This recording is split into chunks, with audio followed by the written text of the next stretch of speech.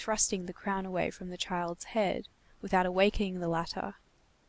In the background, Napoleon in a glory, leaning on a very blue column with a yellow capital ornamented with this inscription: Marengo, Austerlitz, Iana, Wogam, Elot. Beneath this frame, a sort of wooden panel, which was no longer than it was broad, stood on the ground and rested in a sloping attitude against the wall. It had the appearance of a picture with its face turned to the wall, of a frame probably showing a daub on the other side, of some pier glass detached from a wall and lying forgotten there while waiting to be rehung. Near the table, upon which Marius descried a pen, ink, and paper, sat a man about 60 years of age, small, thin, livid, haggard, with a cunning, cruel, and uneasy air, a hideous scoundrel. If Lavater had studied this visage, he would have found the vulture mingled with the attorney there, the bird of prey and the pettifogger rendering each other mutually hideous and complementing each other, the pettifogger making the bird of prey ignoble, the bird of prey making the pettifogger horrible.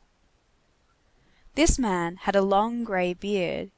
He was clad in a woman's chemise, which allowed his hairy breast and his bare arms, bristling with grey hair, to be seen. Beneath this chemise, muddy trousers and boots through which his toes projected were visible. He had a pipe in his mouth and was smoking. There was no bread in the hovel, but there was still tobacco. He was writing probably some more letters like those which Marius had read. On the corner of the table lay an ancient, dilapidated, reddish volume, and the size, which was the antique 12mo of reading rooms, betrayed a romance. On the cover sprawled the following title, printed in large capitals: God, the King, Honour and the Ladies, by Ducray du Minil, 1814. As the man wrote, he talked aloud, and Marius heard his words. The idea that there is no equality even when you are dead! Just look at Père Lachaise. The great, those who are rich, are up above, in the acacia alley, which is paved. They can reach it in a carriage. The little people, the poor, the unhappy, well, what of them? They are put down below, where the mud is up to your knees, in the damp places. They are put there so that they will decay the sooner. You cannot go to see them without sinking into the earth. He paused, smote the table with his fist, and added, as he ground his teeth, "Oh, I could eat the whole world." A big woman, who might be 40 years of age, or 100, was crouching near the fireplace on her bare heels. She too was clad only in a chemise and a knitted petticoat patched with bits of old cloth. A coarse linen apron concealed the half of her petticoat. Although this woman was doubled up and bent together, it could be seen that she was of very lofty stature. She was a sort of giant beside her husband.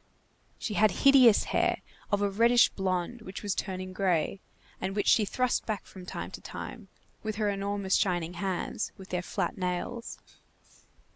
Beside her, on the floor, wide open, lay a book of the same form as the other, and probably a volume of the same romance. On one of the pallets, Marius caught a glimpse of a sort of tall, pale young girl, who sat there half naked and with pendant feet, and who did not seem to be listening or seeing or living. No doubt the younger sister of the one who had come to his room. She seemed to be 11 or 12 years of age. On closer scrutiny, it was evident that she was really 14. She was the child who had said, on the boulevard the evening before, "I bolted, bolted, bolted." She was of that puny sort which remains backward for a long time, then suddenly starts up rapidly. It is indigence which produces these melancholy human plans. These creatures have neither childhood nor youth. At 15 years of age they appear to be 12, at 16 they seem 20. Today a little girl, tomorrow a woman. One might say that they stride through life, in order to get through with it the more speedily. At this moment, this being had the air of a child. Moreover, no trace of work was revealed in that dwelling, no handicraft, no spinning wheel, not a tool. In one corner lay some ironmongery of dubious aspect. It was the dull listlessness which follows despair and precedes the death agony. Marius gazed for a while at this gloomy interior, more terrifying than the interior of a tomb, for the human soul could be felt fluttering there, and life was palpitating there. The garret, the cellar, the lowly ditch where certain indigent wretches crawl at the very bottom of the social edifice, is not exactly the sepulchre, but only its antechamber. But, as the wealthy display their greatest magnificence at the entrance of their palaces, it seems that death, which stands directly side by side with them, places its greatest miseries in that vestibule. The man held his peace, the woman spoke no word, the young girl did not even seem to breathe. The scratching of the pen on the paper was audible. The man grumbled without pausing in his writing. Canaille, canaille, everybody is canaille. This variation to Solomon's exclamation elicited a sigh from the woman. Calm yourself, my little friend, she said. Don't hurt yourself, my dear.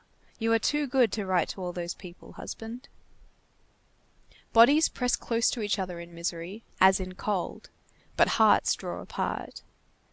This woman must have loved this man, to all appearance, judging from the amount of love within her, but probably, in the daily and reciprocal reproaches of the horrible distress which weighed on the whole group, this had become extinct.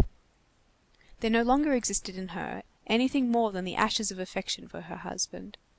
Nevertheless, caressing appellations had survived, as is often the case. She called him "my dear," "my little friend," "my good man," etc., with her mouth, while her heart was silent. The man resumed his writing. End of Book 8, Chapters 5 and 6.